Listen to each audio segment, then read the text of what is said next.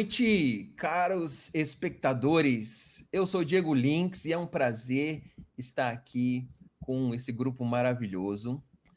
É muito bom estar aqui com pessoas que eu conheço há muito tempo, com pessoas que eu acabei de conhecer.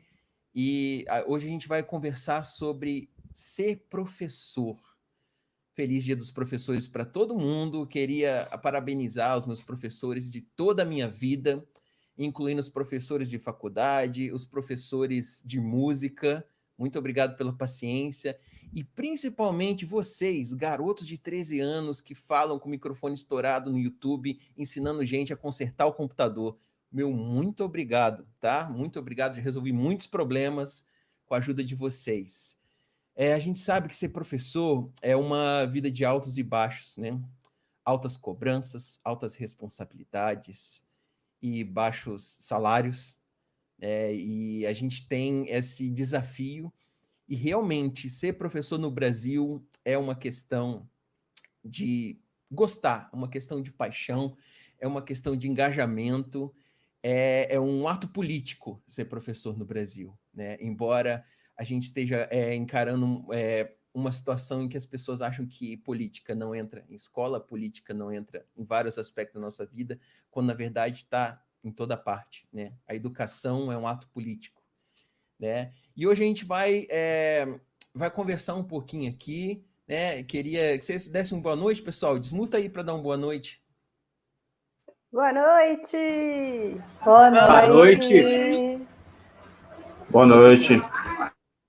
Estou aqui com o grande Luiz, o professor Luciano, vulgo mestre, a Stephanie, Larina e a Mariana. Eu tenho muitas lembranças como aluno e como professor. Sim, lembranças muito bonitas e não muito boas também. A gente sabe que ser professor tem uma responsabilidade, a gente também aprende muito ensinando, e a prática de ser professor também é algo que só é aprendido com o tempo, com a experiência, não é somente o estudo, mas a vivência que traz isso, né? Eu tenho muitas lembranças boas e nem tão boas. Eu queria saber de vocês, pessoal, algum momento memorável da vida de vocês como professor. Quem puder desmutar e compartilhar com a gente, por favor.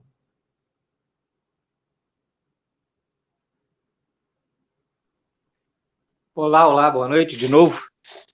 Eu tenho, em 20 anos, várias situações marcantes, mas tem uma que é muito forte para mim. Na faculdade eu tinha duas alunas, irmãs. Uma extrovertida, tirava nota 10, 9,5, participava da aula e, logicamente, tinha minha simpatia. As duas já com mais de 30 anos. Só que a outra, bem mais recolhida, tímida, não abria a boca e com dificuldade de acompanhar os raciocínios mais profundos, não participava, tirava sempre aquela nota mediana. Obviamente que eu nutri mais simpatia pela mais extrovertida, né? No final do ano, elas estavam em volta da mesa e meu olho travou na mão dessa mais introvertida e eu percebi que ela não tinha ponta do dedinho. Ela viu que eu travei o olhar ali, né? E ela se sentiu à vontade para contar o que aconteceu. No começo do ano, quando ela falou que ia se matricular, o marido disse que não. Ela insistiu, o marido disse que não. Ela se matriculou, o marido disse que ela jogou dinheiro fora porque ela não ia para a aula. Ela começou a ir para a aula, ele passou a ameaçá-la e disse que ela tinha que desistir. Um dia, no começo do ano ainda, ele a atacou com uma faca, ela, para se defender, colocou a mão na frente e perdeu a ponta do dedinho. Aquela moça que eu achei que não dava muito valor à faculdade, não se empenhava tanto, ela arriscou a vida para estar ali. Olha só. A partir daí eu tive muita dificuldade de julgar alguém ou ou deduzir alguma coisa com tanta facilidade. Eu sempre acho que pode haver algo muito mais profundo que eu não esteja sabendo. E realmente tem, Luciano, porque é tanta gente numa sala de aula e é tanta turma, é tanta coisa que acontece, sabe? E é um tempo curto para falar de tanta coisa que alguns detalhes passam despercebidos mesmo. E a gente às vezes não consegue entender essas nuances e a gente acaba deixando passar. E às vezes, acidentalmente, ocasionalmente, a gente esbarra em detalhes que faz mudar completamente a nossa percepção. Nesse 2020, o ano que não aconteceu e que ao mesmo tempo tem muita coisa acontecendo, eu tenho algumas perguntas para vocês sobre educação, sobre ser professores. Eu gostaria de começar com a Ilarina. Olá, boa noite, Ilarina, tudo bem? Boa noite, tudo bom? A gente acabou de se conhecer, é um prazer estar falando com você. Você é muito legal já. Em 5 minutos já percebi isso. E gosta do Quentin Tarantino. É interessante. Gosto bastante. Deixa eu te perguntar. Em que momento a ficha caiu que você queria trabalhar com educação? Em qual momento assim você pensou, não quero ser publicitária, não quero ser engenheiro civil, não quero trabalhar com engenharia de pesca, mas sim como professora, como educadora, como psicóloga. Como é que foi esse caminho? O que fez você guinar para isso na sua vida? É engraçado porque quando eu era pequena, minha mãe queria que eu fosse professora. E eu dizia que eu não queria trabalhar com educação, que eu não gostava, que eu não tinha paciência com criança, que eu não queria ter filho, porque não era para mim. Eu não tinha paciência, eu não gostava. E aí, eu tenho uma formação técnica em gastronomia, eu comecei uma faculdade de jornalismo, e eu fiz várias coisas ao longo da vida, até que eu me vi fazendo um concurso para trabalhar na área de educação. E, inclusive, foi antes de começar. Eu tinha acabado de começar a faculdade de psicologia, na verdade, e eu comecei a ler, me interessar, e aí eu resolvi fazer um concurso para a área de educação. A primeira escola que eu trabalhei era uma escola do primeiro segmento, com crianças bem pequenas, e foram os dois pés na porta, porque eu trabalho com educação inclusiva, e era uma sala com 20 aluninhos, eu tinha que ficar com 5 crianças como cuidadora, cada uma com uma especificidade diferente. A gente, infelizmente, não tem muito preparo, mas depois de um mês, quase todos os dias chorando na hora do almoço, porque eu não sabia eu achava que eu não sabia o que eu estava fazendo, eu ficava desesperada, eu já estava com o braço roxo porque eu tinha levado várias mordidas de um dos alunos. Aí depois de um mês, no final de semana, eu sentada em casa preparando atividade, pesquisando sobre como lidar melhor com aquele aluno que era um pouco mais agressivo, conversando com os meus professores da faculdade, eu me dei conta, eu falei, caramba, achei o que eu quero. Finalmente, depois de fazer 500 da vida, eu encontrei o meu rumo. E aí, depois disso, fui para uma outra escola de ensino fundamental 2, ensino médio, e foi uma experiência um pouco mais difícil. Eu sofri agressão, tive consequências disso, passei por momentos bem difíceis, a minha saúde mental deu uma declinada nessa época. E aí eu fui para um outro programa que eu trabalho na área de saúde mental, com diversos transtornos, várias especificidades diferentes, e assim, eu me realizei. Fiz meus 2 estágios em psicologia escolar para tentar lidar melhor com isso, meus estudos de caso foram sobre isso, meu TCC foi sobre saúde mental, e eu estou fazendo uma pós em neuropsicopedagogia graças a isso. Então, eu não me vejo fazendo outra coisa hoje. Que legal, que bacana. Eu tive o prazer de trabalhar onde você trabalha, e assim, eu tive diversas situações. Eu lembro até hoje de uma menina que, durante a nossa aula, ela ficava correndo de um lado para outro, de lado para outro, e daqui a pouco ela dava um carrinho de futebol no meio da sala, e um belo dia ela me abraçou e falou: Eu gosto muito de você, vovó. Aí eu pensei, como assim? Aí eu só abracei ela, eu também gosto muito de você, e a gente criou um vínculo desde então. Mesmo eu sabendo que eu tô ali representando a avó dela, a gente criou esse vínculo. O que norteia a sua prática hoje em dia? O que te dá o rumo da sua prática educacional? O que não falta na hora de você pensar nessa coisa de ser educadora? O que te move e para onde você se move na sua prática como educadora? É uma pergunta que eu me faço constantemente, que eu estou sempre refazendo, porque eu acho que é importante. Eu acho que, primeiro, o princípio norteador para qualquer prática, se não deveria ser a ética, né? Você ser ético naquilo que você faz, mas para além da ética, que deveria ser o básico, que deveria ser o fundamental, é olhar o outro enquanto ser humano, enquanto sujeito, independente da sua condição, entendeu? Ninguém é coisa nenhuma, todo mundo está, por alguns momentos. E eu tento olhar para todos os meus alunos, para todos os alunos que eu atendo, com um olhar humano. Eu penso que se um dia acontecer de a dor do outro, de o problema do outro deixar de me tocar, está na hora de trocar de profissão, de mudar o que eu estou fazendo. Porque é fundamental na educação que você olhe o outro com esse olhar humano, com esse olhar empático, porque eu nunca vou saber como é ter uma especificidade, eu nunca vou saber como é a mente de um autista, como é ser uma pessoa com paralisia cerebral ou com alguma outra deficiência física. Mas eu tenho que entender, enquanto educadora, que ali está um sujeito de direitos, uma pessoa com direitos, uma pessoa que tem desejos, que tem ambições, que tem muitas capacidades e que tem suas limitações, como todos nós temos, entendeu? Que não é isso, que é uma prática que é muito cruel dentro da educação especial, do tá ali para socializar.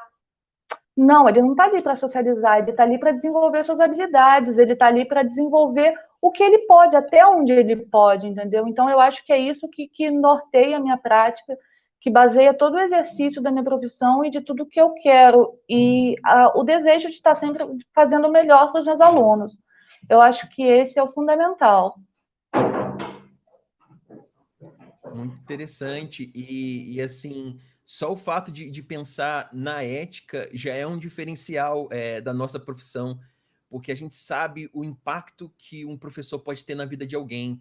Então, um professor sem ética, ele tem um impacto muito negativo. Não que alguma profissão sem ética não tenha, mas alguém que está na formação de um indivíduo, está acompanhando a formação de um indivíduo, é, tem um peso muito grande na vida da pessoa. E se a gente não entende essa responsabilidade, se a gente não percebe o peso que isso tem, a gente não consegue lidar com ela, né? Uma observação sobre o público, né? As pessoas com deficiência e principalmente as pessoas do trabalho que você fez, que eu já tive lá, tem um diferencial. Esses alunos têm um diferencial. Se eles gostam de você, é de verdade. Se eles não gostam de você, também é de verdade. Então é tudo muito honesto, sabe? E quando eu comecei, eu não estava preparado para essa honestidade, sabe? Tão crua assim. Então, quando um falava, não gosto de você, não gostava mesmo. E quando alguém abraçava e falava que eu era avó, é que realmente significava aquilo. Então, foi uma experiência bem interessante. Outra experiência que eu tive também, não parece, mas eu venho tentado frequentar academias há 15 anos. Né? Fiz muitas inscrições, fui muitas vezes, né? Deixei de ir muitas vezes. E uma coisa assim que me surpreendeu foi a forma respeitosa como eu fui tratado pelos professores de educação física. Eu realmente não esperava. Eu esperava preconceito por eu ser gordinho, eu esperava uma abordagem diferente, mas foi impressionante e eu fiquei maravilhado com a forma respeitosa com que eu fui tratado. E eu queria agradecer a todos os professores de educação física que me impediram de ter lesões, né, que me ajudaram quando eu tive lesões, né, e que não me zoaram quando depois de 3 meses, 4 meses eu voltei para tentar outra vez e venho tentando desde então. Stephanie, você, a professora de educação física, o que isso representa na vida de um aluno? É claro, para muitos alunos é um recreio extra, para muitos alunos é um momento para dar uma relaxada no cérebro, né, e deixar o corpo mais à vontade. Mas assim, qual que é a responsabilidade em ser professora e ser professora de educação física? Estão me ouvindo? Estou. Então, é muita responsabilidade. Todo mundo acha que a gente só rola bola, a gente só dá queimado no futebol. Alguns não, né? Mas a gente tem uma formação que a gente precisa olhar além do físico. Todo mundo tem um corpo e a gente tem que educar esse corpo, porque a gente aprende, o ser humano aprende muito através do movimento. Desde pequeno, a gente aprende através do movimento. Não tem escrita sem o movimento. Então, a gente, na educação física, apesar de parecer uma brincadeira, e às vezes ser em forma de brincadeira, a gente faz muitos exercícios ligados à psicomotricidade, a movimento quando são pequenininhos. E depois a gente continua até a vida adulta trabalhando as valências físicas, força, equilíbrio, e isso ajuda as pessoas a viverem, porque a gente precisa se movimentar para viver, né? Só que, assim, além do movimento em si, além de educar para o movimento, os professores de educação física, a gente tem uma missão um pouco maior, que ensinar o aluno para a vida, que a gente precisa ensinar o aluno a aprender a ganhar, aprender a perder. A gente precisa ensinar o aluno a ter respeito pelo adversário, porque sem o adversário a gente não tem jogo. Então, eu preciso respeitar a pessoa que está ali jogando comigo. A gente precisa ensinar a negociar, a gente precisa ensinar a conversar, a conviver em grupo, a votar até, porque quando a gente dá um jogo, a gente dá um tempo para eles se organizarem dentro do jogo, para eles verem quem que vai ocupar cada posição, e isso é através de votação, através de democracia.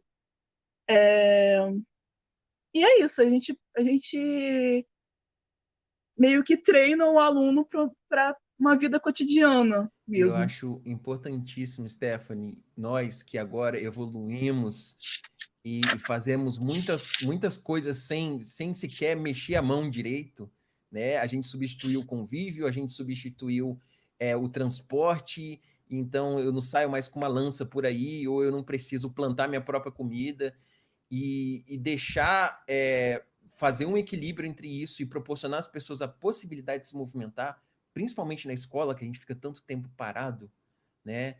É fundamental. E ter alguém capacitado para aquilo ali, e como você falou, não é só o jogo, mas assim, é aprender sobre o seu corpo, sobre o movimento, entender que o movimento é importante. Acho que quem está em casa na pandemia aí está vendo como o movimento é importante, como tem um impacto ficar mais tempo parado, mais tempo em casa, né? Provavelmente alguém já procurou alguma alternativa, né? Eu senti que mudou muito minha vida quando eu passei a me movimentar mais. Acho que foi fundamental.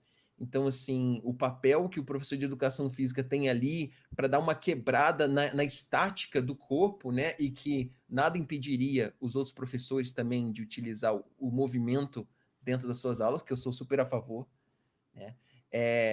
Então, assim, mas aquela coisa de estar ali na grade curricular, uma disciplina voltada para isso é fundamental. E eu te pergunto, Stephanie, qual é a coisa mais desafiadora no seu papel como professor? E qual é a coisa mais legal que você vê nisso, na sua profissão, na sua prática? Bom, eu podia fazer uma lista enorme, assim, de desafios, e a coisa mais legal também. Eu acho que o maior desafio é lidar com o sistema educacional em si. Porque, pelo menos assim, nas escolas públicas, eu só trabalhei em escola pública, trabalhei 6 meses na escola particular, então eu nem conto que eu trabalhei na escola particular. Então, assim, nas escolas públicas, né, na faculdade a gente aprende a fazer vários exercícios tem uma bola para cada aluno. E aí a gente chega na escola pública, tem uma bola, e às vezes já aconteceu comigo de não ter bola nenhuma, eu comprar uma bola e na primeira aula da primeira semana furar a bola. Então, assim, a gente não tem um apoio do sistema em si, e a questão social também é uma questão que pega bastante, porque a gente não lida só com o aluno, a gente lida com a história dele. Então, assim, às vezes é bem difícil lidar com a história, conseguir entrar um pouco na vida desse aluno, entender a vida desse aluno, para conseguir entender a atitude dele dentro da aula, ainda mais porque a minha matéria, a gente lida com corpos livres, não está ninguém sentadinho um atrás do outro, então eu acabo lidando muito mais com violências do que os professores que estão sentadinhos um atrás do outro, tem os alunos ali sentadinhos um atrás do outro, que é um controle, não deixa de ser um controle, né? E lidar com isso é bem complicado às vezes. Mas quando a gente começa a aprender a lidar com o aluno, quando a gente entra nesse coraçãozinho e quando a gente começa a plantar sementinhas, isso não tem preço, assim. É a coisa mais gratificante do mundo para mim, é eu terminar uma aula, um aluno que seja vir falar, gostei da aula hoje. Porque eu sei que eu atingi meu objetivo ali de plantar uma sementinha ali. Então, eu acho que é isso. Então, no mesmo desafio, você enxerga uma Sim, oportunidade, é sim, isso?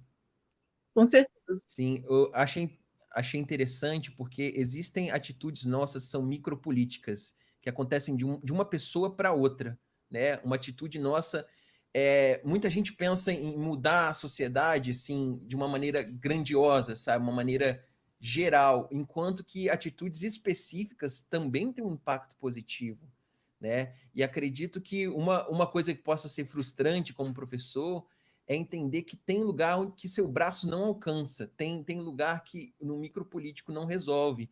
E é por isso que eu estou muito feliz de ver 5 professores querendo partir para o macropolítico, para uma coisa maior e tentar fazer alguma coisa mais significativa e geral para a nossa cidade, assim. Confesso que acho bem interessante. Obrigado, Stephanie. Nada. Vamos falar... Mari, tudo bem com você? Olá, tudo bem? Mari, bate-bola, jogo rápido. Paulo Freire, por que tão amado no mundo todo e tão odiado por alguns em nosso querido país? Olha, não existe só um teórico de educação, não existe só uma maneira de pensar e de trabalhar a educação, existem diversas.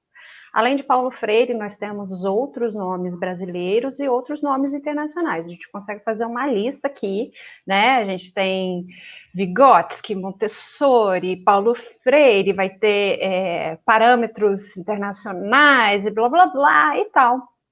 Muitas opções. Mas Paulo Freire nasce de uma beleza e de uma coisa tão singela que é o cotidiano, o dia a dia e o acesso à educação a qualquer um, que não tem como não tem como você conhecer a educação, buscar informação a respeito disso e não se apaixonar por Paulo Freire. Paulo Freire surge num projeto de alfabetização de adultos, né? Ele não começou a trabalhar com educação nem na escola de criança, né? Começou a trabalhar com pessoas já mais velhas, com pessoas que já exerciam as suas atividades profissionais há muito tempo, pessoas que tinham toda uma história de vida. E o método do Paulo Freire é utilizar as coisas que estão à mão, que fazem parte da cultura daquela pessoa, para gerar conhecimento, né? E, na verdade, não é gerar, é fazer ela identificar que aquilo que ela já conhece tem uma correlação com uma outra questão de educação mais formal e conseguir fazer o link entre essas duas coisas e fazer aquela pessoa entender que o conhecimento empírico e prático que ela tem também pode ser utilizado na hora de desenvolver o conhecimento acadêmico. Por que Paulo Freire gera tanta polêmica? Paulo Freire não vê a educação só como o momento em que nós estamos dentro da sala de aula. Ele fala muito sobre essa questão da educação como macropolítica. E ele fala sobre educadores que desafiam o sistema ao gerar alunos com pensamento crítico. É uma coisa de olha ao seu redor, veja o que te cerca, entenda e conheça o que está ali, use essas coisas que estão ao seu alcance como ferramenta e seja crítico em relação ao que está acontecendo e busque mudanças. Então, ele fala a respeito da opressão, ele fala a respeito de autonomia, ele fala a respeito das ligações com a cultura, com a terra, com os meios sociais e os grupos de convívio. Ele fala sobre a força de nós colocarmos o debate crítico como uma possibilidade de construir crescimento, de construir mudança. Então, assim, eu particularmente amo Paulo Freire. Eu acho ele inspirador, eu acho ele desafiador, porque quando a gente lê Paulo Freire, é forte, é questionador, e é um desafio muito grande fazer aquilo que está colocado ali em Paulo Freire virar realidade. Porque a gente não tem professor, não vou dizer que a gente não tem professores bem preparados, nós temos milhares, milhões de professores super bem preparados, mas o dia a dia e a forma de utilizar as técnicas e as questões que foram aprendidas, ou até mesmo os professores que vêm de situações de não estarem ensinando um preparo acadêmico específico para ensino. Né, pessoas que são formadas em outras áreas e vão para a sala de aula, se apaixonam, mas precisam ter uma preparação a respeito da pedagogia, de como colocar esse conhecimento, de como fazer a interação entre os alunos. Então, para Paulo Freire, você pode estudar em qualquer lugar. Você pode estudar dentro de uma sala de aula, ou você pode juntar pessoas embaixo de uma árvore, você pode... A educação é o que pode trazer libertação. E quando a educação é libertadora, nós conseguimos romper. Quando a educação não é libertadora, o sonho do oprimido é ser opressor. Então, os valores colocados por Paulo Freire são os valores de eu vou compreender a minha realidade, eu vou trabalhar com ela e eu vou desafiar o sistema que quer segregar e que quer gerar somente mão de obra que pode ser depois descartada, pessoas que precisam ler e escrever somente no suficiente para poder ter uma habilidade para ser utilizado como mão de obra no mercado de trabalho. Não, Paulo Freire fala que você tem que incentivar as pessoas a questionarem, né? Fala sobre a questão de autonomia, como é que o ser humano, na sua história, com a sua criação, da onde ele veio, do seu percurso, vai encontrar outros seres humanos com outros percursos e como a gente vai lidar com essas interações também, né? Então, assim, eu acho que quem não gosta de Paulo Freire, ou pelo menos não reconhece ele como uma referência, é porque não leu ou viu ele fora de contexto. Porque a acusação é muito fácil ser feita, você virar e falar assim, fulano é isso. Tá, mas já procurou a informação? Procurou saber de onde vem isso? Qual a linha de pensamento? Com que outras teorias pedagógicas Paulo Freire interage? Porque depois dele já vieram outras pessoas trabalhando em cima do que ele trouxe. E outras pessoas contestando aquilo que ele traz. E ele é simplesmente o acadêmico, um dos acadêmicos brasileiros mais citados no mundo. No mundo. Se você fala de Paulo Freire em qualquer lugar do mundo, ele é visto como referência, e aqui dentro do Brasil ele pode ser tido como uma ameaça, como algo que definitivamente não tem nada a ver com a educação de Paulo Freire. E tem gente que acusa e fala que ele não devia nem estar trabalhando mais, né? Sendo que ele não está vivo mais, né? Só em nossos Tadinho, tá corações. rolando lá na cova toda vez que alguém fala um negócio desse. Tá. Pois é. Assim, é complicado, porque num momento histórico onde as pessoas não clicam no link para ler a notícia, será que elas parariam para ler um capítulo de um livro de algum teórico antes de emitir suas opiniões? Complicado, né? Aproveitando esse momento educacional, eu queria mandar um recado aí para os professores que disseram que eu tinha que me adaptar ao mercado, que eu tinha que seguir as tendências. Queridos professores que disseram isso, hoje em dia eu trabalho de pijama e usando memes, tá? Um abraço para vocês.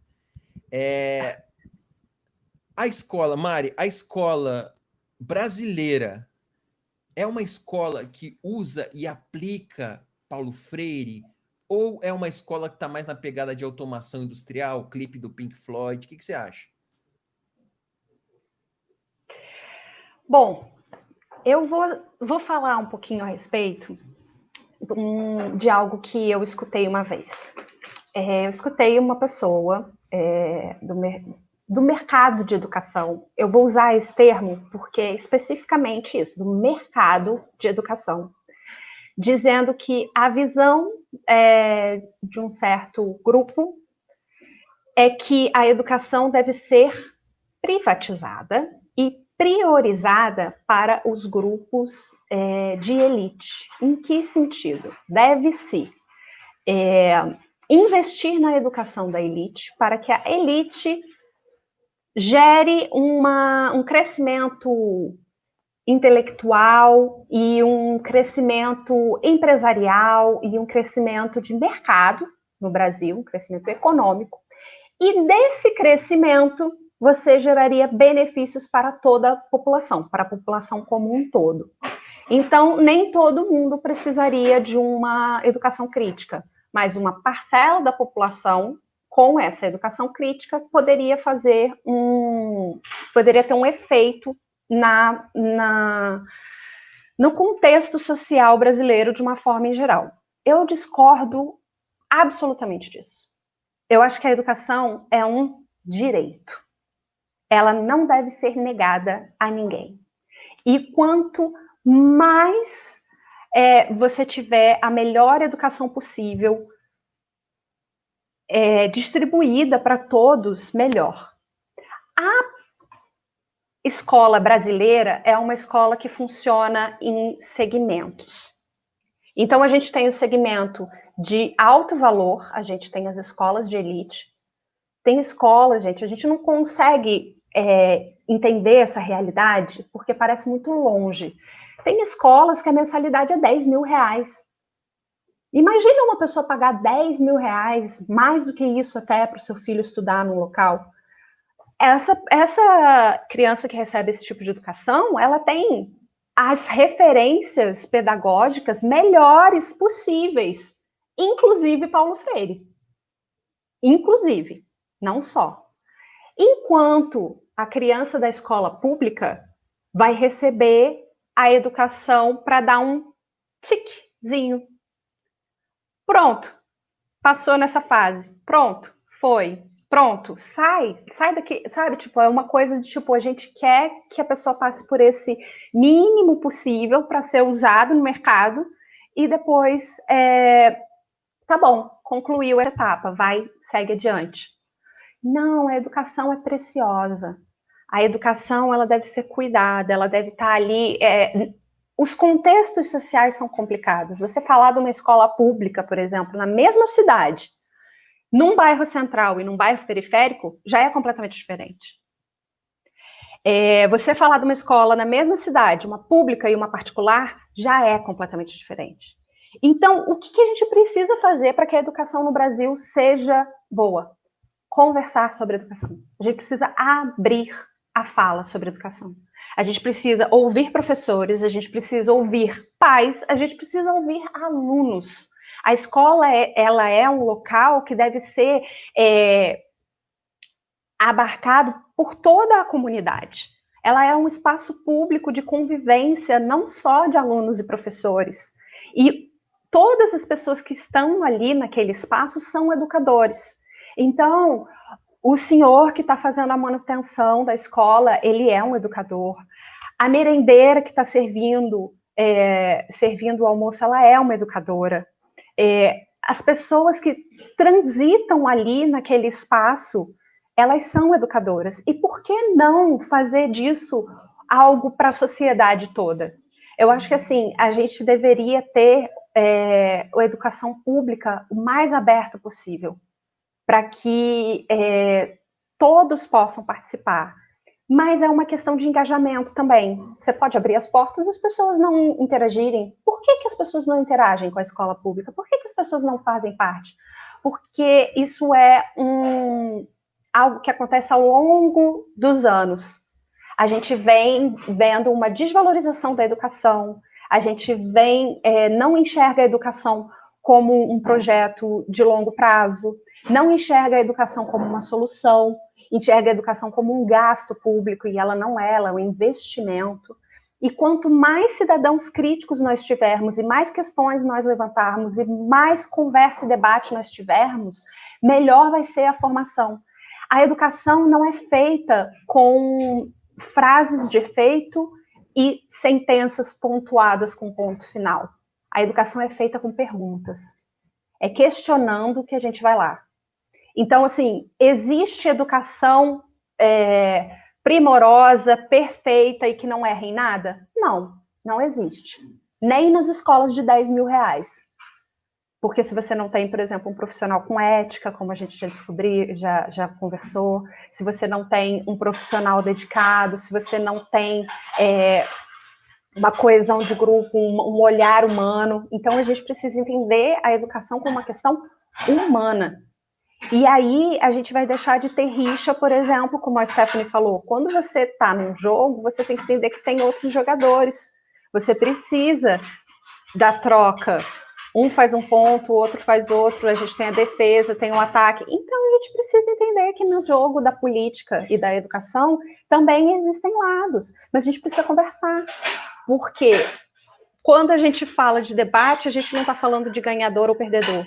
A gente está falando de tese, antítese e síntese. A gente pega ideias, remexe elas, junta tudo e de repente pode chegar numa conclusão nova.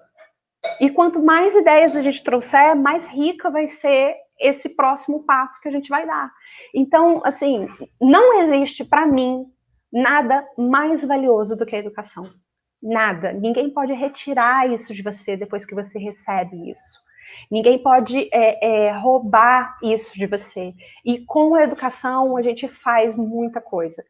E aí, como você também estava falando, os professores que insistem para você seguir o mercado, para você fazer isso, para você fazer aquilo. Educação não é um meio para um fim. Educação não é uma forma de você conseguir um trabalho no futuro. Educação é descobrir quem você é. Educação é descobrir o seu lugar no mundo. Educação é descobrir em que as suas capacidades pessoais podem ser utilizadas na sua interação com a sociedade.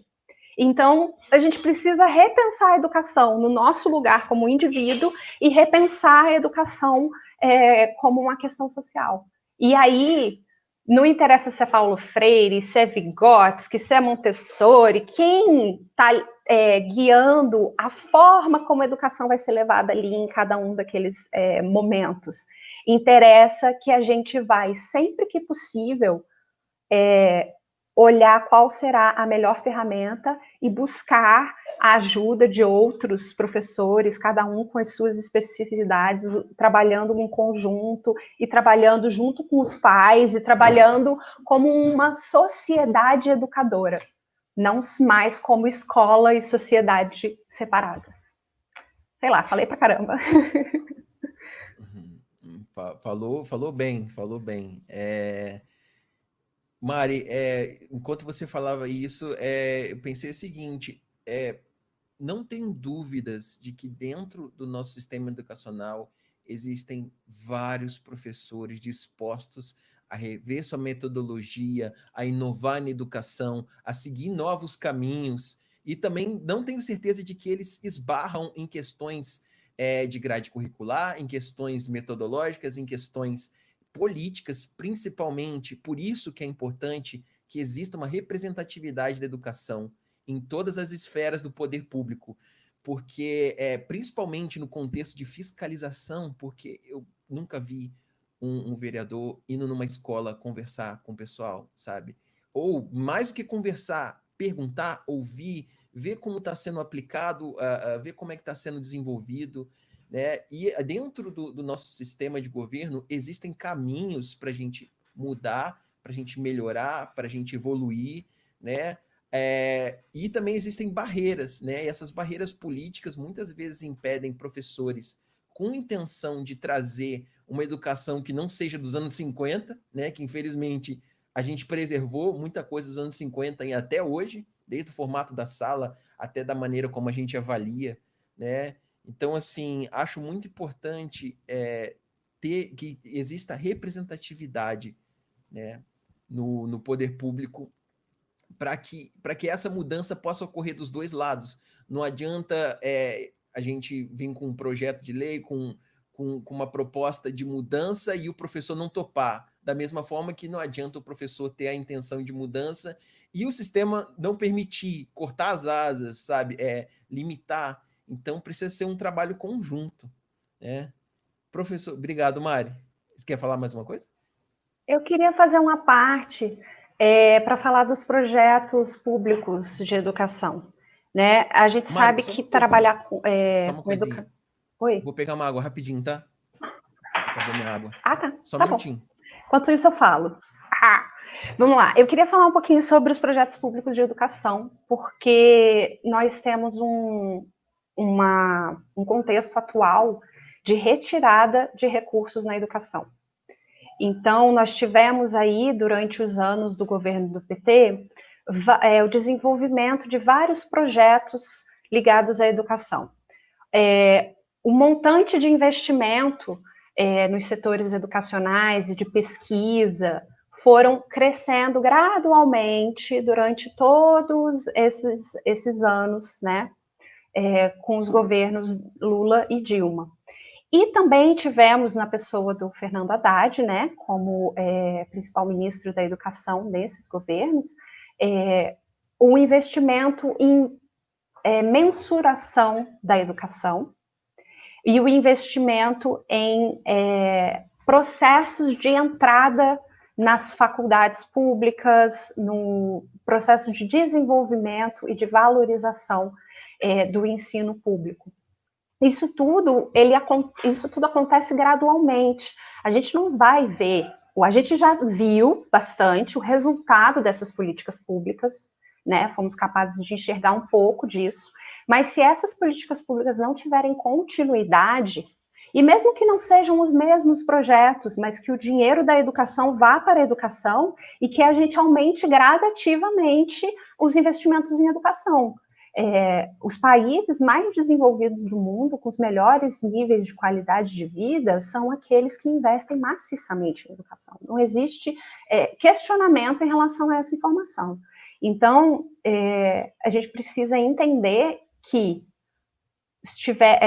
estamos tendo um impacto muito grande com a retirada de recursos da educação. A questão da pandemia e do ensino à distância está impactando diretamente na escola pública, muito mais do que nas escolas particulares, incomparavelmente, e a gente vai ter o impacto disso, o efeito disso daqui para frente, né? Então a gente precisa pensar em como trazer mais recursos, tanto recursos humanos quanto os recursos financeiros para a educação e fazer esse setor ter investimentos.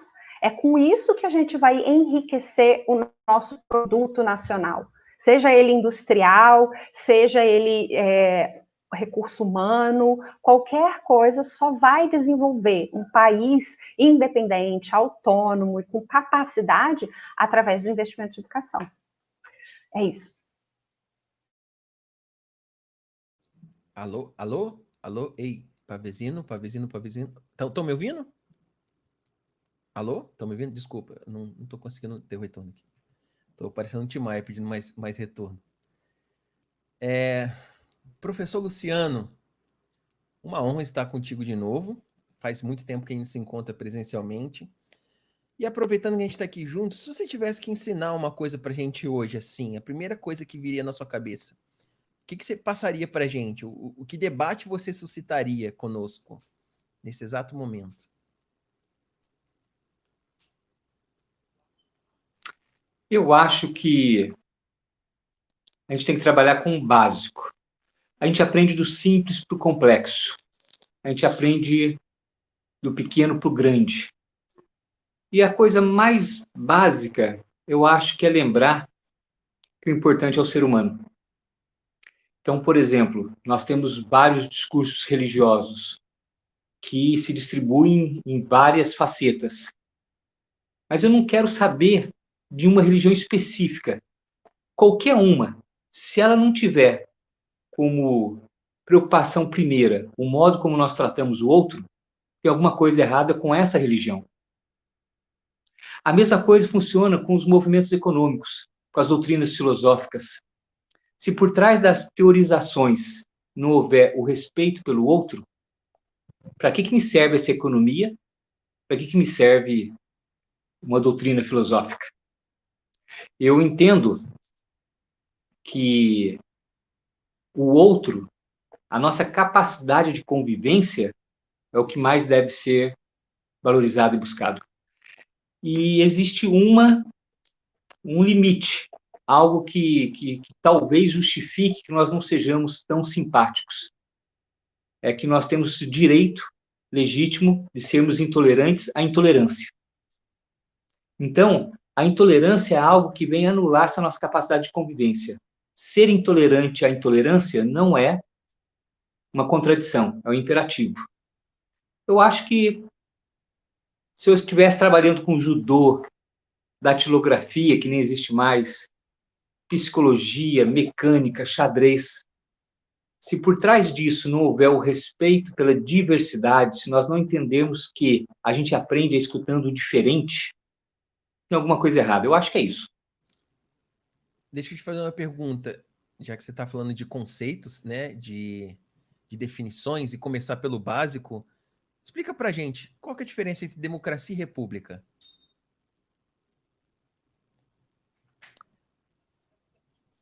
A gente está muito acostumado a valorizar a democracia como um mecanismo de solução de conflitos, na medida em que a gente faz uma votação e a maioria vence.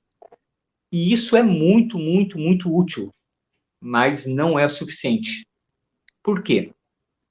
Porque numa sociedade que todos têm direitos, entre esses todos existe a minoria, as minorias.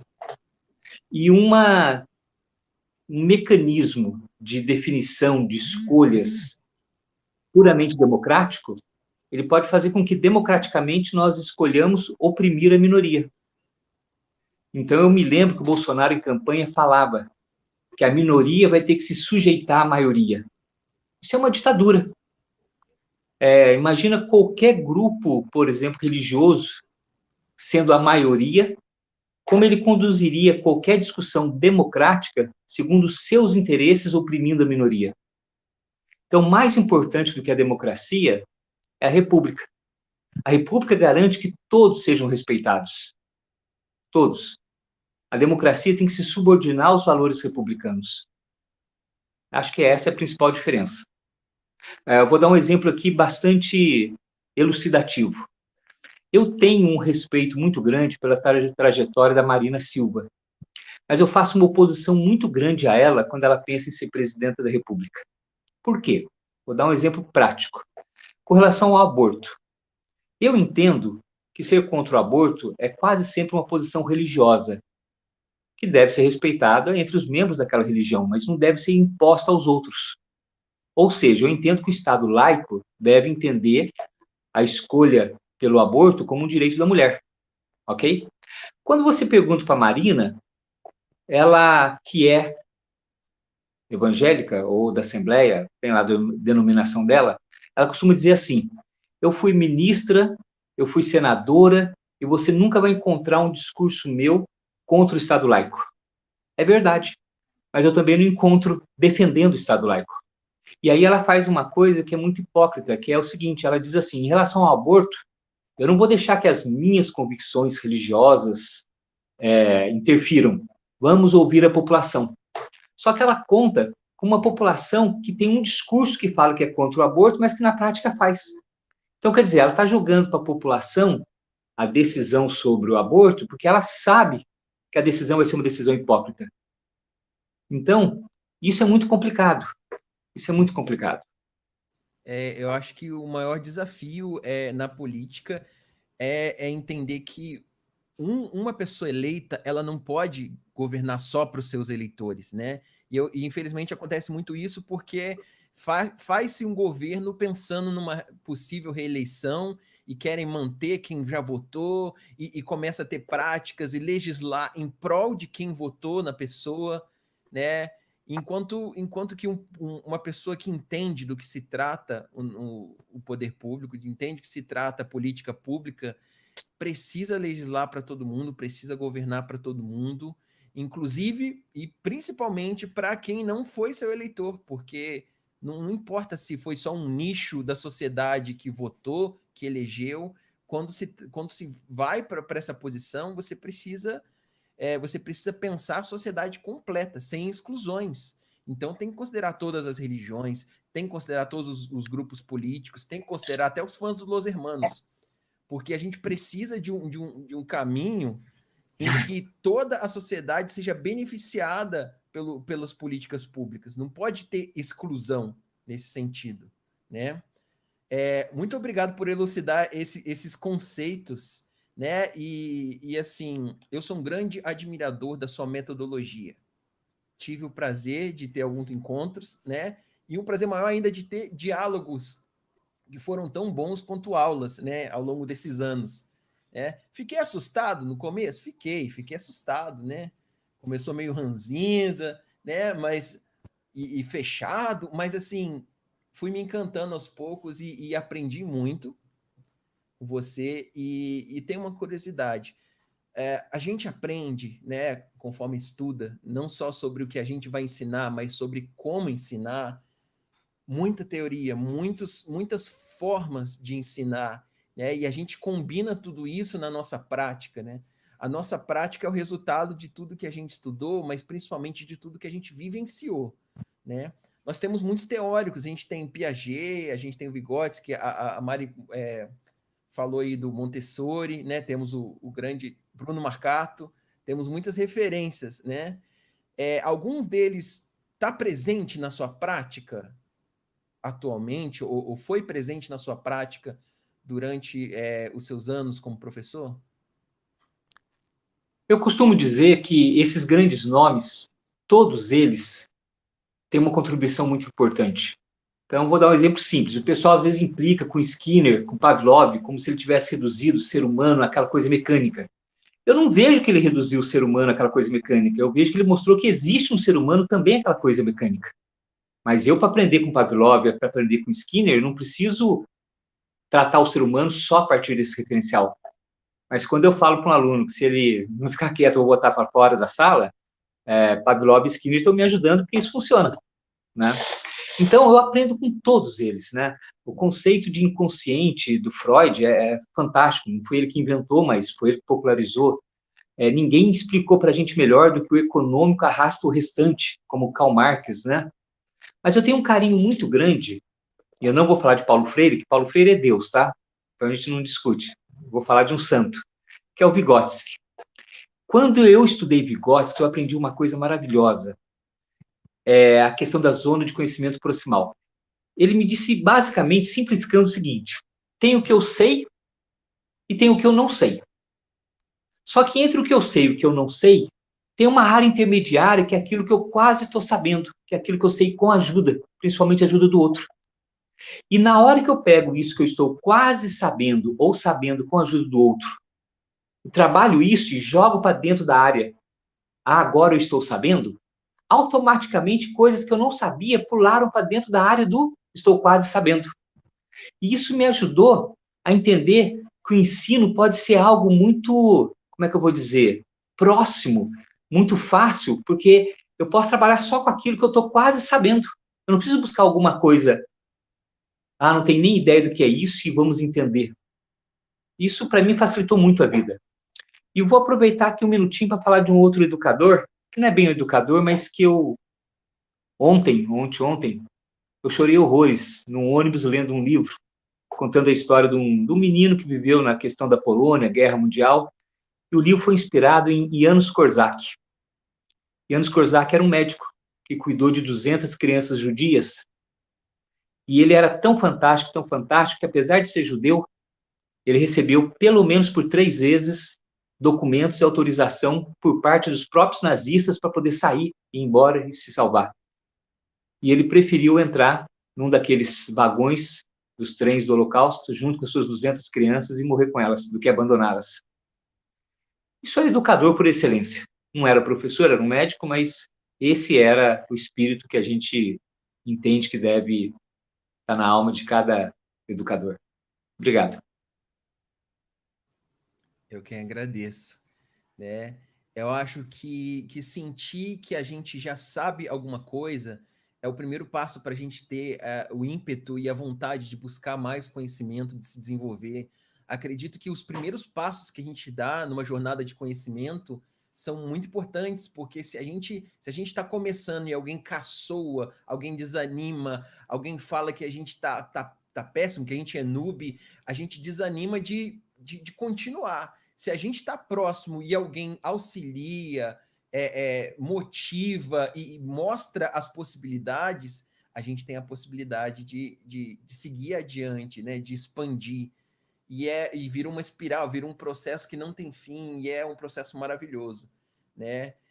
Você falou de autores que não necessariamente são da educação, que fazem, mas que contribuem. Eu gosto não só dos autores que estão dentro do meio, mas principalmente do espaço para o contraditório que a educação permite, né? Se a gente fala do Paulo Freire e a visão crítica das coisas, a gente tem que pensar que o contraditório precisa existir, né? Precisa existir dentro do conhecimento para a gente aprender a defender as nossas ideias e, principalmente, conhecer as outras ideias, né? Muito obrigado, professor Luciano. Luiz, olá, tudo bem? Estou te conhecendo hoje, prazer. Muito bom estar contigo. Prazer é meu, cara. Muito bom, satisfação muito grande estar com você, te conhecendo. Valeu, aí. Luiz. Prazer. Tem uma pergunta. Doutrinação existe? É uma lenda urbana? Está acontecendo? Paira no ar? Do que se trata? Acho que existe, cara.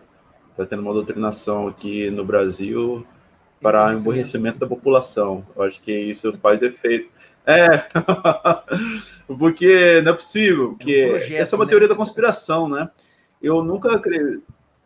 Porque, na verdade, eu nunca acreditei que isso fosse um dia vir à tona, né? Sabe aquela, pegando carona aqui, aquela questão do inconsciente que o professor estava falando aqui? Eu sempre acreditei que isso era uma coisa assim que ia passar assim como um deboche, como uma coisa assim. E, para minha surpresa, isso colou, né? Uma das poucas pessoas que talvez vocês conheçam, que eu li o livro do Ustra, além do Rompendo o Silêncio, li A Verdade Sufocada, li os livros da Beth Mendes, e A Verdade Sufocada, eu morei um tempo no Sul, então, assim, era o livro de cabeceira de muita gente, né? Então, eu tive que ler até para conhecer os argumentos. Então, esse é um argumento militar que se usou ainda na década de 50, e aí no meio militar tinha, de fato, uma espécie de intelectualismo orgânico, que o filósofo italiano vai chamar, o Antonio Gramsci vai falar isso, que basicamente é um intelectual, né? É um intelectual que ele tem uma teoria e ele facilita essa comunicação, uma espécie de professor mediador para aquelas pessoas que vão militar, vão fazer movimentos e tal. Então, no meio militar existia muita gente de esquerda, na década de 40, 50.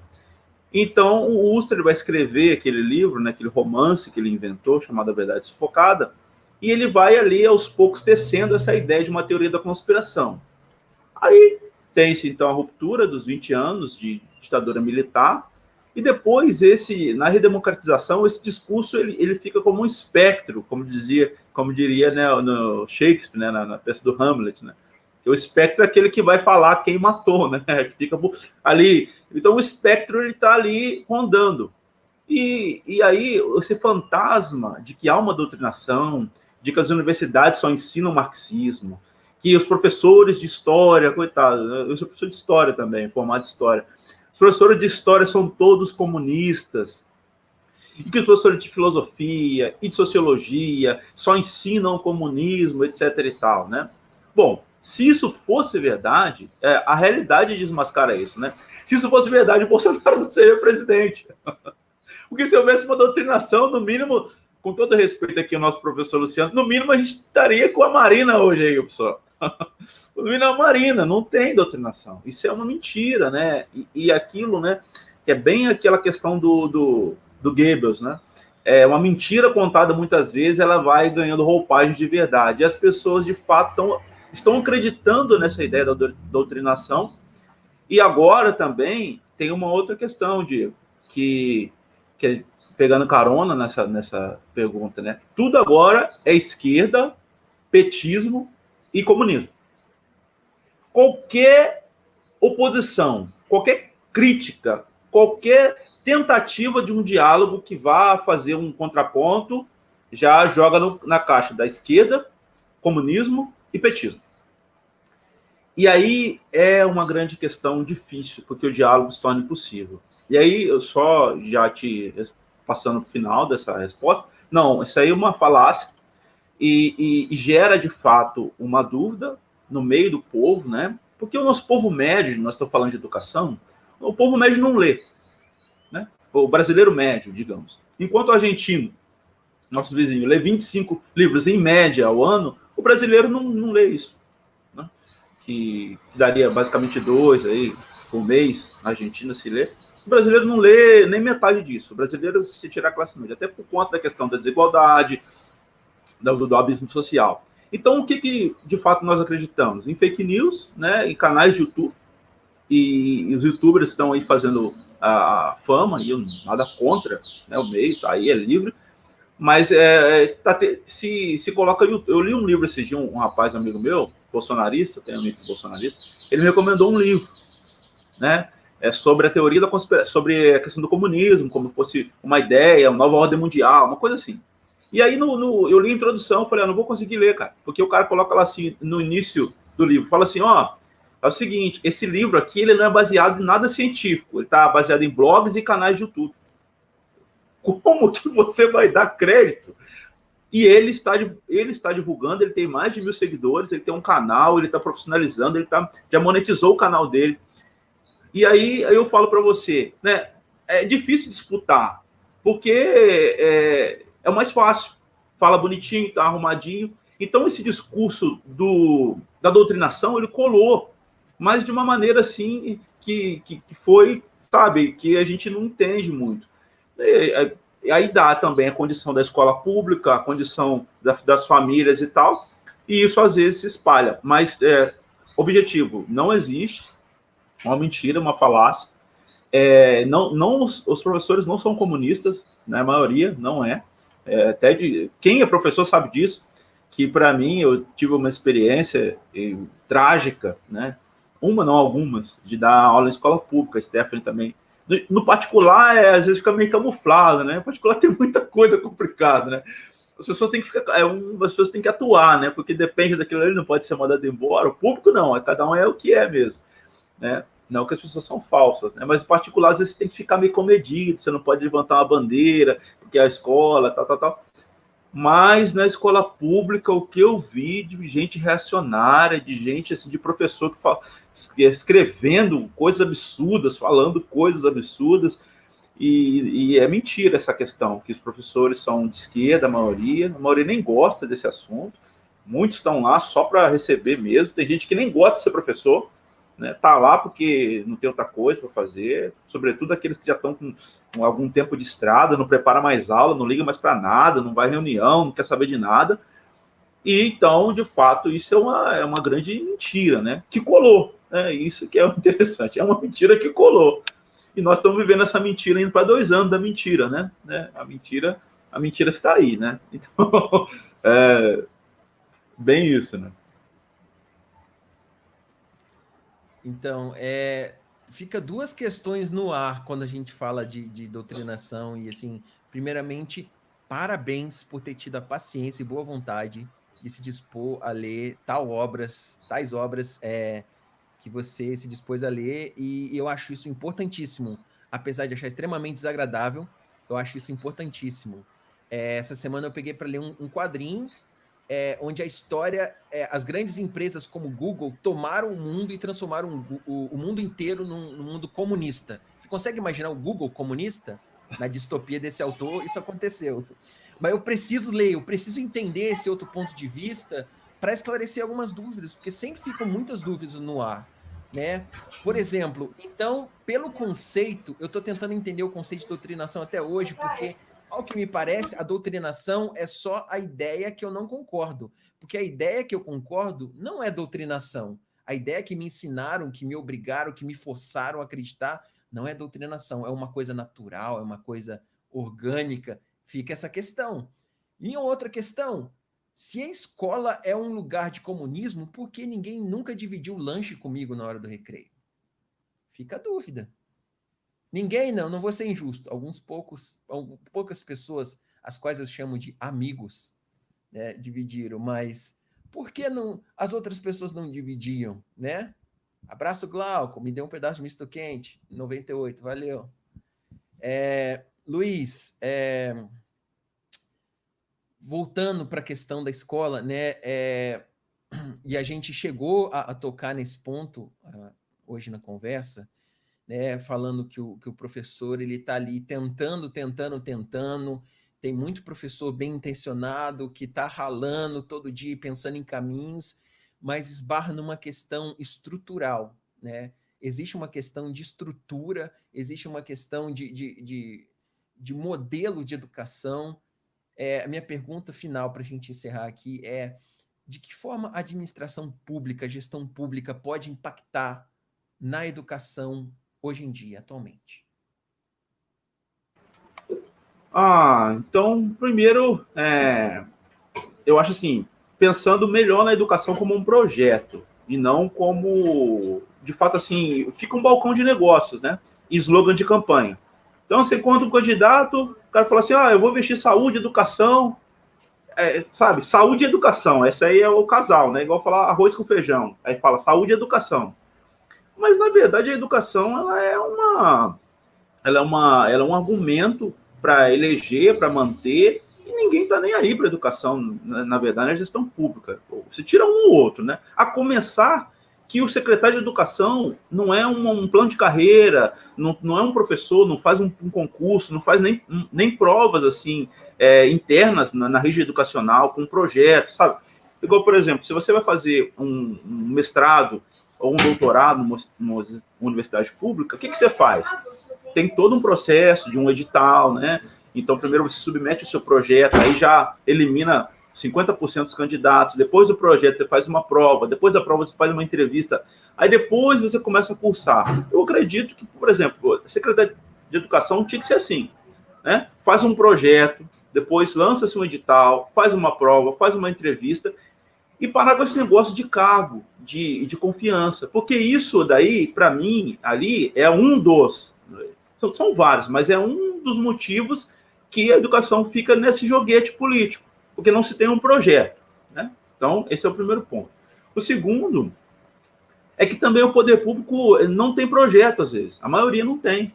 Então, ele quer se eleger e se reeleger. Então, por isso que não tem projeto nenhum para a educação. E até mesmo, se tivesse, as pessoas não reelegeriam a maioria dos políticos e dos candidatos. Estou falando no sentido municipal, penso, né? No sentido já de governo de Estado e Brasil, né? No sentido federal, as coisas ganham uma dinâmica um pouco maior. Mas essa questão do local, eu vou falar, por exemplo, da educação municipal, é terrível. É terrível você ver como que é feita a questão do secretário de educação nos municípios. Tem gente que nem concursado como professor do município e é secretário de educação. O sujeito, ele nem concursado é. Então, assim, aí ele vai ser chefe de um monte de pessoas que são concursadas, que têm mais capacidade do que ele. Obviamente que isso acontece em muitos lugares, empresas e tal. Você pode assumir um cargo de chefia e estar coordenando pessoas que são mais capacitadas que você.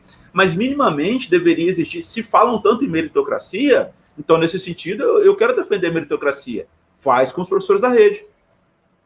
Junta os professores da rede, os profissionais de educação da rede. Então, ele faz um projeto, elege esse projeto e faz. Então, eu acho que esse seria um dos caminhos. O outro caminho também, que são... Aqui o horário vai esticando, a gente também não pode ficar explanando muito, seria, de fato, a escola como um lugar mais amplo para essa questão da educação. Em que sentido? A escola, eu sou muito crítico de alguns modelos. Eu convido você, qualquer um aqui de nós que está assistindo, visita uma escola para ver. Eu te pergunto, parece uma escola ou um presídio? Cheio de grade, tudo fechado, sabe? Os professores parecem que estão lidando com... Alguns professores, a maioria, estão lidando com bicho, com aquela gritaria. É um lugar de histeria, às vezes. É um lugar de estresse, às vezes. Por quê? Porque vira mais uma questão da repressão e da transmissão do conteúdo obrigatório do que, de fato, um lugar de potencialização do sujeito criativo, crítico e um cidadão. Então, eu fico pensando, né? E aí você pega os PPPs, você pega todo esse pessoal da metodologia, dos planejamentos, fala assim, estamos formando cidadãos para o futuro. Então, vou só colocar. A professora que me deu aula, na década de 90, ela empregava o método da década de 70. Para eu viver depois dos anos 2000. Pô, e de que futuro nós estamos falando? O professor, hoje, ele emprega métodos nem do presente, métodos do passado para projetar alunos para um futuro. Que loucura! Então, nem atualização os nossos professores têm. Vocês sabem disso. Aulas que são aulas dos anos 90, métodos dos anos 90. Você citou aí estrutura dos anos 50. Então, assim, o poder público deveria investir no quê? Na capacitação dos professores, na atualização dos referenciais, no novo modelo de escola, uma escola integral, que, sabe, valorizar o lúdico, não que o lógico cognitivo não seja valorizado, mas valorizar a produção da escrita, sabe, a questão da corporeidade, como a Stephanie falou aí, questão de outras dimensões da educação.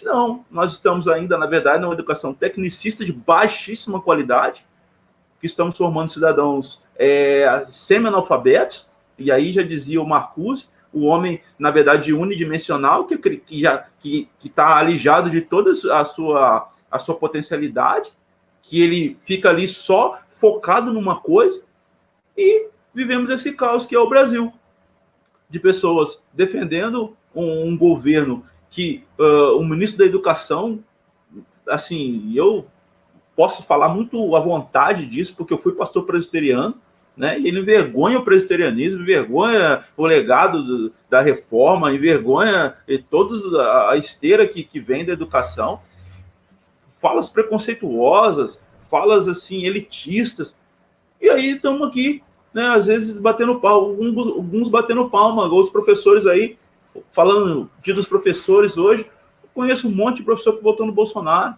ou seja, mais adiante, como diz lá o espanhol, mais alá do que nós pensamos. Aí isso é um projeto para um futuro, que perpassa toda uma questão estrutural. Porque enquanto a gente ficar na escola com um depósito de gente para formar mão de obra barata, massa para o mercado, a educação vai ficar isso daí. Então, a questão toda passa por vários debates, inclusive o debate econômico. Porque dificilmente, né, nós temos essas utopias, mas a realidade nos mostra que hoje a gente faz um projeto comunitário bem estruturado, tendendo a gastar tempo com isso, etc. e tal, ou a gente encontra algum parceiro, alguma questão para investir nessa situação da educação que possibilite, então, essa transformação. Porque, na verdade, a maioria do poder econômico não está interessado em transformar, está interessado em manter o status quo e deixar essa galera aí desinformada. Então, o grande problema do Brasil, na verdade, é esse, né? É essa parceria público-privado, financiamento privado de campanha, conluio com o empresário, que isso já vem desde o descobrimento do Brasil, né? Que as capitanias hereditárias foram entregadas por iniciativa privada em parceria com a coroa portuguesa. Então, isso aí já é mais antigo do que a gente pensa. E aí começa toda a bagunça, né? E aí eu acho que é uma questão de projeto, de estrutura, né? Isso influencia porque a política, de fato, e a má política, que é o que rege, né? Aí a nossa estrutura, ela está aí querendo manter isso. Só para finalizar, a gente pode pegar, por exemplo, o exemplo de Resende. Pega aqui o exemplo da cidade de Resende. Eu gostaria de fazer uma pergunta e deixar no ar. Se alguém puder responder, professor Luciano, aí, que conhece um pouco melhor da história da cidade, ou alguma de vocês, fala para mim, qual foi o último prefeito da cidade de Resende que não foi de uma oligarquia, que não é um médico, alguém apoiado pela alta classe de Resende, né? Ou que não faz parte dessa elite, ou apoiado por ela, no caso do Augusto Leivas, que teve aqui na cidade, pelo menos no século XX. Não tem. E por que a gente continua votando em pessoas da elite? Uma cidade que, se você pegar e fizer uma porcentagem, pouca gente é de fato dessa elite. Mas por que nós escolhemos ainda, né, sei lá, os 3 últimos prefeitos de Resende, se não me falha a memória, um foi fazendeiro e os 2 últimos são médicos.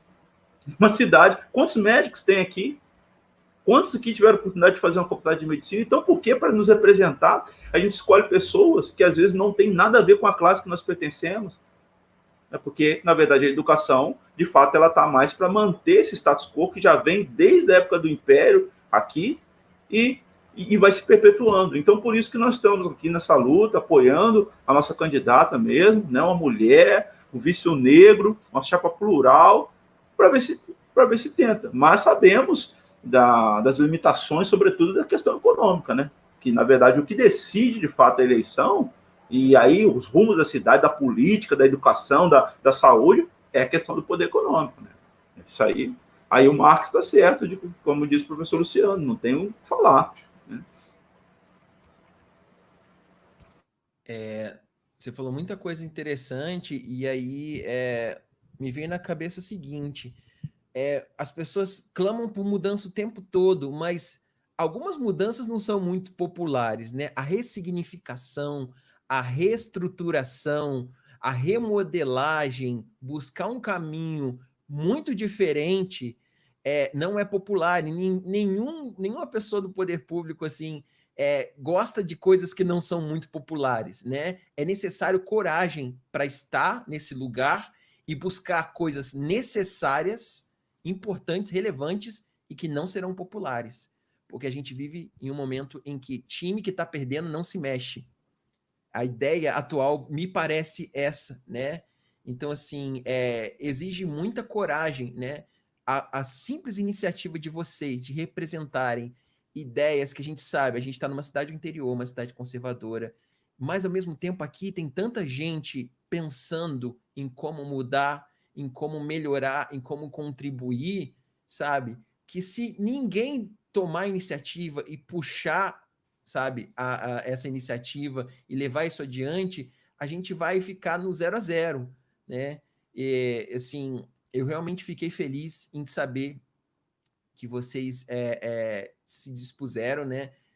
Até comentei, nossa, é uma coragem, porque tem que ter coragem, não só pela exposição, mas pelo enfrentamento. Mas se ninguém fizer isso, se ninguém começar com isso, a gente vai sofrer por mais tempo, sabe? Eu acho uma coisa completamente possível, apesar de trabalhosa, apesar de desgastante, e eu queria agradecer a coragem de vocês por estar tomando essa iniciativa, né? Não só vocês, muitos outros amigos, muitas outras pessoas que resolveram, né? Abraço para o William, lá de Coatis, que resolveram criar coragem para fazer esse movimento. E eu espero que isso não só dê certo, como também influencia mais pessoas maravilhosas como vocês a criar essa coragem, porque chega de ter, o que você falou, Liz, essas mesmas pessoas, os mesmos perfis. Eu quero ter a chance de votar em alguém que já correu atrás de um ônibus, que já contou o dinheiro da Marmitex, sabe? Que já passou por coisas que muita gente passa, sabe? Óbvio, não dá para representar todo mundo, não dá para ser um representante assim, vamos dizer assim, eu passei por tudo que todo mundo passou.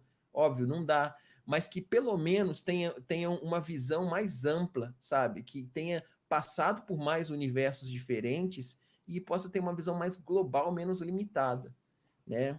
Vamos chegando ao final aqui. Muito obrigado à colaboração de todos vocês. Eu queria que cada um fizesse uma mensagem final, um minutinho e meio, para a gente encerrar, tá? Vamos pela ordem que está aqui aparecendo para mim. Mari, por favor, dá o seu tchau aí, seu comentário final, um minutinho.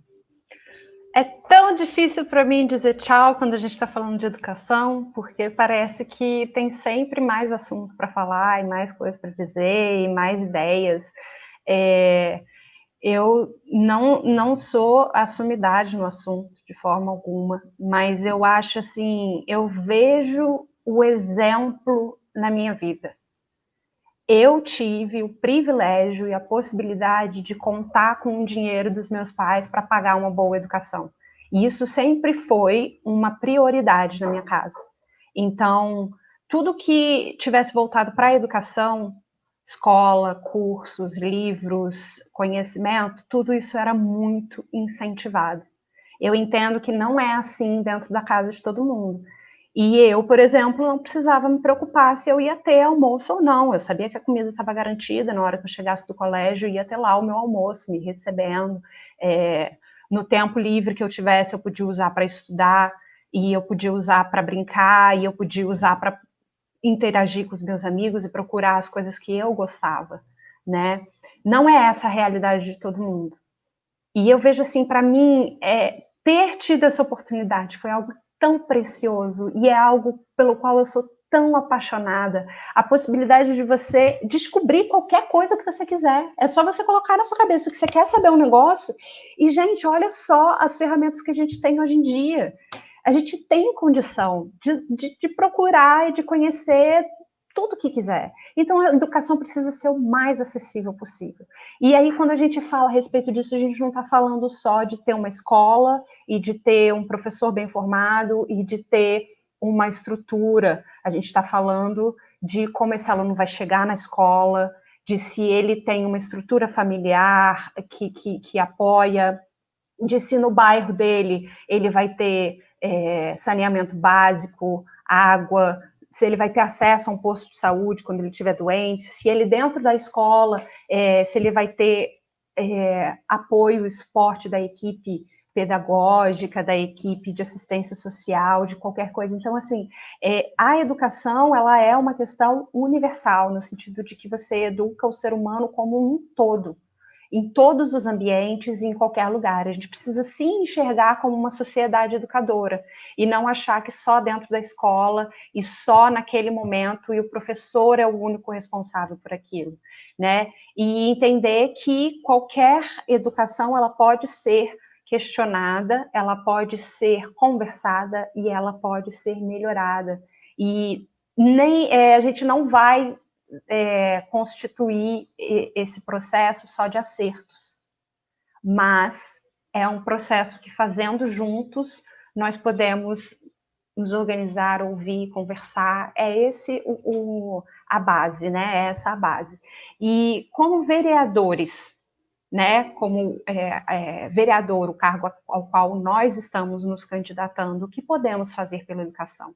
Nós estamos ali para votar, para fiscalizar, né, e para contribuir para que quando projetos forem apresentados, eles sejam executados em toda a cidade, para que quando for oferecida a possibilidade de investir ou de retirar dinheiro da educação, a gente possa dar a nossa palavra e lutar pela população. É isso, e estar sabendo aonde está indo o dinheiro que está sendo dedicado à educação, onde ele está indo, e se ele está sendo bem utilizado e utilizado nos lugares corretos, né? E é isso, nós somos o Mandato Coletivo Plural Progressista, 13888 candidatos a vereadores e com a titularidade do professor Luciano. Então vai aparecer aqui, ó, lá na urna, a carinha desse senhorzinho aqui, ó. Mas na verdade você está votando em todo mundo aqui para baixo. Tá bom? Obrigada, Links, por ter aceitado o convite de estar com a gente aqui mediando esse encontro. E boa noite a todos. E quem quiser trocar mais ideia a respeito de educação, entre lá nas nossas redes sociais, Facebook, Instagram, deixe seu comentário aqui, assistindo a live, ok? Quem mais quer dar um tchau? Stephanie, vamos na ordem que está aqui. Stephanie, dá um tchauzinho, mensagem final. Então, eu quero fechar minha fala com uma frase de Nelson Mandela, que a educação é a arma mais poderosa que você pode usar para mudar o mundo. Então, mesmo que a gente não tenha todos os recursos possíveis, mas tenta pesquisar, tenta ler, tenta entender, e qualquer coisa a gente está aqui. Nós somos professores e a gente pode esclarecer qualquer coisa, né? E é isso, cuidem-se, usem álcool gel e usem máscara, porque a minha mãe me cobrou, que eu falei que só do álcool gel na última live, ela falou da máscara. E toma cuidado que eu acho que seu gato fugiu ali. E Larina, dá tchau pra gente. Eu queria encerrar dizendo que eu ando muito angustiada com toda essa situação que a gente anda passando no país, desde a última eleição, infelizmente, e que eu pensei que hoje era dia dos professores e que a gente não tinha nada para comemorar. Quando eu me dei conta que a gente tem muito para comemorar, a gente tem para comemorar o fato de que a gente ainda está aqui lutando, que a gente ainda tem disposição de lutar por aquilo que a gente acredita e que, enquanto a gente tiver isso, a gente ainda tem esperança. E dizer que a melhor forma de desafiar o sistema é com a educação. Boa noite, gente. Foi muito bom conversar com vocês. Igualmente. Grande mestre, professor. Boa noite de novo. Olha, esse grupo aqui é um grupo que me deixa muito satisfeito. E eu já disse que eles foram convidados não porque eu os conhecesse pessoalmente, com intimidade, porque não era o caso de nenhum deles, mas pelo que eu ouvi falar deles, pelo que eu vi nas redes sociais, pelo pouco que eu entendi da caminhada deles. E eu escolhi cada um deles no convite pelas qualidades pessoais. Depois de montado o grupo, eu percebi que eram 5 profissionais da educação. Eu percebi que o grupo era de 5 professores. Eu acho que isso resume bem o que eu entendo que é gente de briga, gente de valor, gente que pode fazer a transformação, gente que pode fazer a diferença. E gostaria de me despedir lembrando que é tanta gente legal nesse grupo que até o Links foi convidado. Não aceitou por questões outras, mas, assim, mora no nosso coração e na hora que ele quiser, ele pula para dentro do grupo. Foi um prazer ser convidado. Boa noite. Luiz, dá um tchau pra gente, amigo. Bom, pessoal, mais uma vez, prazer estar com vocês aqui, né? E muito obrigado aí, o Diego, aí, por fazer essa mediação, né? Prazer conhecê-lo. Obrigado pela participação de todas e todos, né? Eu queria deixar assim uma palavra mais para quem nos ouve e de repente não é dessa linha, tá aqui por curiosidade ou vai acessar. Vou dizer assim para você. Obviamente que nós estamos pedindo o seu voto, 13888. Mas é importante que você, além de votar em nós, ou se está ainda decidindo o seu voto, que você não vote no retrocesso. Né? Tem outros candidatos progressistas, outros candidatos de esquerda, outros partidos de esquerda aqui da cidade. Eu tenho o PCdoB, tem pessoas boas lá também. Né? Obviamente, nós estamos do PT, temos que falar do PT, nós estamos aqui para fazer. Tem outros candidatos do PT, você pode votar na legenda também. Né? mas é importante que você não vote no retrocesso. Porque é o seguinte, ainda que, vamos, hipoteticamente, nós estamos aqui, fomos eleitos, mas e o resto da Câmara? Para votar um projeto, para compor maioria, para fazer alguma coisa. Nenhuma CPI, nenhuma abertura aí de um processo, de repente, de um impeachment, pode ser feito. Por quê? Porque se você vota em pessoas comprometidas com o que já está aí, dificilmente vai haver mudança. Então, é interessante que você tenha consciência e dissemine. Não é só importante que esse grupo seja eleito, é importante que outras candidaturas progressistas, de esquerda, não é de esquerda, mas tem uma ideia progressista, uma mentalidade republicana, que não está alinhada com esse continuismo aí, que você também vote, para que não seja apenas um grupo ali, uma andorinha ali sozinha. Não, nós temos que mudar, como diz, a questão estrutural. Isso só acontece se você tiver a consciência do que está aí. Se você entende isso, já deu o que tinha que dar. Agora, nós queremos um momento diferente. Queremos partir para o novo, que não é o Partido Novo, mas o novo no sentido de fato e de direito, aquilo que vem para romper. Novo de verdade. É um novo de verdade, né? Não aquilo que não é novo nem Muito nem obrigado, no nome. Luiz. Obrigado, amigo. Queria dar um forte abraço aí pro pessoal que assistiu a gente e o pessoal que vai assistir depois, né? Porque muita gente assiste depois, vai estar registrado aqui, né? Abraço pro Felipe Mendes, para Isabelle Mendes, deve ser, né? Porque cortou aqui, para Renata, pro João Pedro, pro Álvaro, para Paloma, pro meu irmão Bilo que está assistindo, para minha cremosa Roberta e para Regina, a sogra mais linda do mundo. Abraço para minha mãe também, né? Aproveitar. Gente, foi um prazer estar aqui com vocês. Vocês são legais, eu gosto de vocês. Foi bom te conhecer, Larina, foi bom te conhecer, Luiz. Tô com saudade de você, Mari, Stephanie, e principalmente do senhor mestre. Espero que a gente possa bater um papo em breve e tomar um café e conversar sobre a vida, o universo e tudo mais. Foi um prazer mediar e quem sabe a gente aparece aí na próxima também, né? Queria agradecer o convite para participar, né? Eu tô num ano que não aconteceu e eu fui jogado para um trabalho muito desgastante, porém muito legal, muito divertido. Eu tenho trabalhado com pessoas e dando o meu melhor e infelizmente eu não pude entrar nessa jornada, mas contem com o meu apoio e contem com a minha torcida. Estou muito feliz por vocês terem tomado essa iniciativa. É isso. Mário, último recado, mais informações sobre vocês, onde? Onde? No Facebook, no Instagram, ok?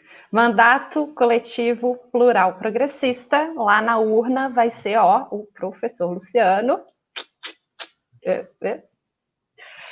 Vai aparecer lá, professor Luciano, quando você digitar 13888, mas você está votando na Mariana, na Stephanie, na Ilarina, no professor Luciano e no Luiz como um grupo que vai conversar juntos e debater juntos cada uma das decisões e votar juntos entre nós para tomar as decisões lá na Câmara, representando a maior quantidade de pessoas possível, o maior número de grupos possíveis e também, lembrando, se você quiser chegar junto do coletivo para dar as suas contribuições, fiquem à vontade, gente, a gente não tem como conhecer todas as necessidades dos grupos, das pessoas e dos locais de Resende, então, por gentileza, é sempre num intuito de crescer, de agregar, de trazer mais gente e de ter gente fazendo esse debate político. Bom, nós vamos ainda falar sobre política e outros assuntos e teremos outras lives. E também iremos para a rua falar com as pessoas no meio da rua. Vamos fazer isso? Vamos! E estaremos lá e vamos continuar aí com essa jornada e muito obrigada a todos que nos apoiam. Um grande beijo! Desligando aqui. Até mais, pessoal. E nos vemos mais. Vou estar com vocês aqui. Tchau.